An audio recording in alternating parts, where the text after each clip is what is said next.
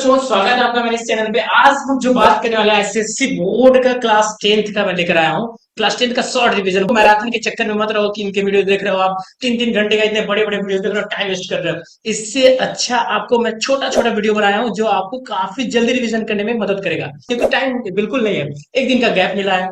और ICSC board आपको पता ही है कि रिपीटेड क्वेश्चन ज्यादा आते हैं, बोर्ड के एग्जाम में क्वेश्चन सबसे ज्यादा आते हैं। ठीक है, आइए दिखाते हैं आप लोगों को क्या क्या मैं हर एक चैप्टर के कैसे तैयार किया हूँ। ठीक है, जैसे कि आप ये हर एक चैप्टर से आप देख सकते हो, सारे चैप्टर का मैं इंपॉर्टेंट फॉर्मूला से लेके सारी चीजें मैं यहाँ पे ऑलरेडी बना लिया हूँ, ताकि आप लोग वीडियो बनाओ तो जल्दी से जल्दी सारी चीजें रिविजन करा सको। ठीक है, मैराथन के चक्कर में रहने की जरूरत नहीं है आपको। डायरेक्ट इन वीडियो को 5-5 मिनट 10-10 मिनट के वीडियो हर एक चैप्टर के हैं। ठीक है, इन वीडियोस को देखना और आपको फिर उसका कोई भी दिक्कत नहीं रहेगा। बाकी कोई दिक्कत होता है तो आप कमेंट में बताइए, हम उसका अलग से तुरंत वीडियो बना देंगे आज ही। इसमें क्या है, equation of straight line chapter का नाम है, इक्वेशन ऑफ स्ट्रेट लाइन। और ये भी बहुत इजी चैप्टर है, बस थोड़ी सी आपकी मेहनत करनी है। क्या है, ये फार्मूला को याद करना। और सोच रहे कि ये फार्मूला है क्या, ये फार्मूला नहीं है एक्चुअल में। जैसे इसमें क्या होता है, एम बराबर क्या होता है, स्लोप बराबर क्या होता है, टेन थीटा बराबर होता है स्लोप ऑफ लाइन। कोई भी इनके नाम इतने ढेर सारे नाम है, आपको करना क्या होगा, यही फॉर्मूला एक बार देख लेना। वाई इंटरसेप्ट कहता है तो भी आपको स्लोप निकालना है।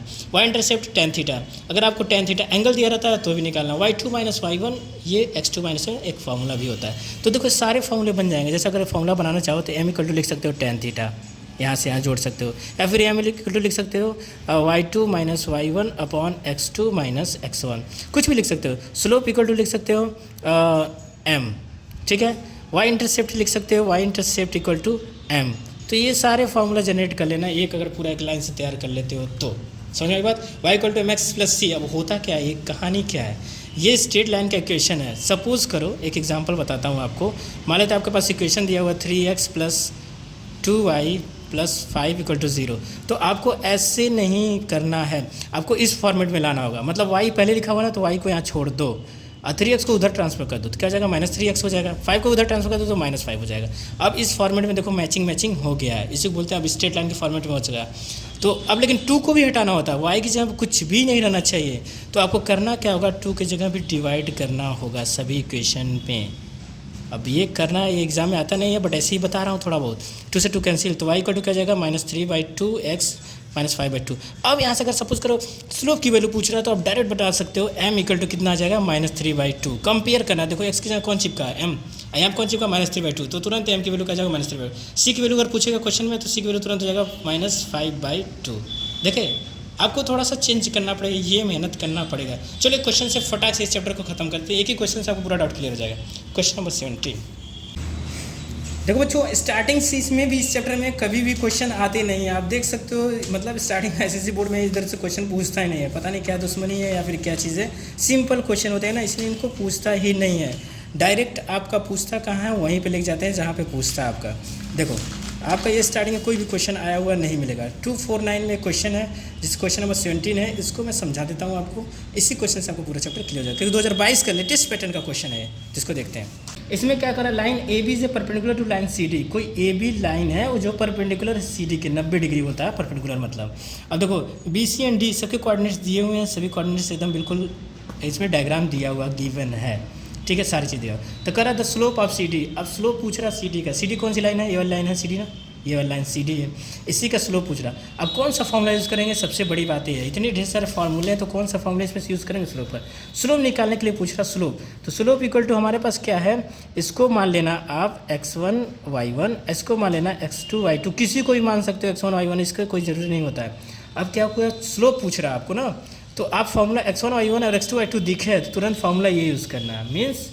मीन्स क्या यूज़ करना है, स्लोप इक्वल टू, यहाँ से बनाना है, देखो slope equal to y2 minus y1 upon x2 minus x1, बस सिंपल।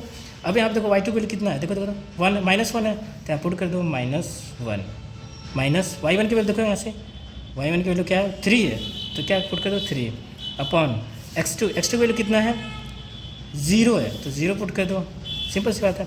फिर है क्या, x1 है, -x1 है, तो -x1 कितना है, 4 है, तो -4।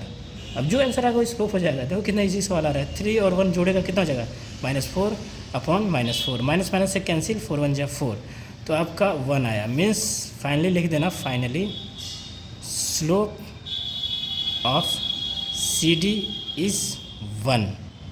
ये हो गया आपका पहला आंसर। देखो कितना इजी था। अब देखो सेकंड क्वेश्चन क्या पूछा, the equation of line A B. इस लाइन ए बी का इक्वेशन पूछा। जब लाइन पूछता है तो क्या करना है, देखो इसी एक क्वेश्चन से सारा डाउट क्लियर हो जाएगा। लाइन पूछ रहा है, इसके कोऑर्डिनेट्स आपको किसका पता है। एक्स की वैल्यू आपको, वाई की वैल्यू नहीं पता, एक्स की वैल्यू तो पता है ना, 0 है ना, क्योंकि 0 पे है ना कोऑर्डिनेट्स पे। देखो यहाँ से 0 पे ही उठा है। और वाई की वैल्यू नहीं पता है, तो इसके कोऑर्डिनेट्स हमारे पास मिल चुके हैं। तो आपको इसमें कुछ करना नहीं है। अब स्लोप निकालने का, लाइन जब बनाने का फॉर्मूला क्या होता है, m इक्वल टू, यही वाला स्लोप वाला ही फॉर्मूला यूज़ कर सकते हो, y2 माइनस वाई सॉरी एक minute, m equal to y2 minus Y और x2 माइनस x1। ये कौन सा फॉर्मूला यूज़ कर रहा हूँ मैं, ये देखो यूज़ कर रहा हूँ, ये वाला फॉर्मूला। देखो यहीं पे पूरी कहानी है, इसमें चल रही। तो स्लोप निकल चुका है 1, ठीक है। y2, अब यहाँ पे भी किसी को x1 y1 मानना पड़ेगा आपको। तो इसको मान लेते हैं x1 y1, इसको मान लेते हैं x2 y2। समझिए ये मानना पड़ेगा आपको। तो सेम वैल्यू पुट करो। y2 की वैल्यू कितना है, देखो y2 की वैल्यू y है, तो यहाँ रख दो y माइनस y1 की वैल्यू देखो कितना है, 0 है, तो 0 रख लो, इज्जत से रखो सब कुछ। x2 की वैल्यू कितना है, x2 की वैल्यू 0 है यहाँ से, तो 0 रख लो, ठीक है। x1 की वैल्यू कितना है, x1 की वैल्यू ध्यान देखो 4 है, तो तुरंत -4 रख दो। अब देखो इसको सॉल्व करने का तरीका क्या, कितना ईजी है। y में 0 कटेगा तो y ही बचेगा ना, और -4, तो ये -4 को उधर भेज तो क्या हो जाएगा, मल्टीप्लाई होगा, क्या उधर डिवाइड हुआ है, तो क्या हो जाएगा, y इक्वल टू कितना हो जाएगा, -4। तो ये आपका इक्वेशन हो जाएगा, यही इक्वेशन हो जाएगा, ये आंसर हो जाएगा, दूसरे का आंसर यही हो जाएगा। समझ में आई बात। तो इस तरह से देखो कितना इजी सवाल है, और इनको थोड़ा सा प्रैक्टिस करो, आपका ये चैप्टर बहुत अच्छे से खत्म हो जाएगा। समझ में आई बात। ओके, मिलते हैं next chapter. Thank you so much.